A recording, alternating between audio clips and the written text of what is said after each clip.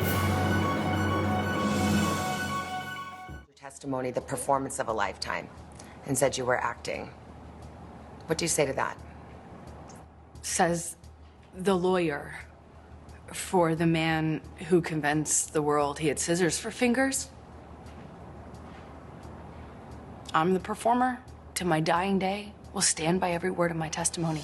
Amber Heard hitting back after Johnny Depp's lawyer, Camile called her testimony a performance. She spun a story of shocking, overwhelming, brutal abuse.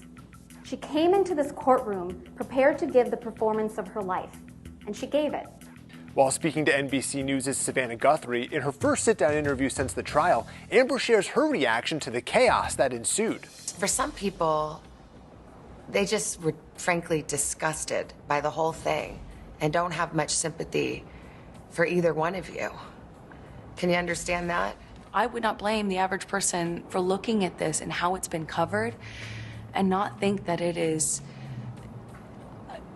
Hollywood brats at their worst. But what people don't understand is it's actually so much bigger than that. This is not only about our First Amendment right to speak. But Savannah isn't having it and puts the ball back in Amber's court. But here's the thing about the First Amendment. The First Amendment protects free speech. It doesn't protect lies that amount to defamation. And that was the issue in the case. My understanding of what that means is not just the freedom to speak. It's a freedom to speak truth to power. But truth is the word. Yes. And that was the issue. And that's all I spoke. And I spoke it to power, and I paid the price. At the end of the trial, the jury found that Amber did in fact defame Johnny, awarding him $15 million in damages. But for Amber, she thinks social media played a big part in swaying the jury's decision. I think vast majority of this trial was played out on social media. I think that this trial is an example of that gone haywire, gone amok. And the jury is not immune to that. You think the jury saw it? How could they not? I think even the most well-intentioned juror, it would have been impossible to avoid this. After 3.5 weeks, I took the stand and saw just a courtroom packed full of Captain Jack Sparrow fans.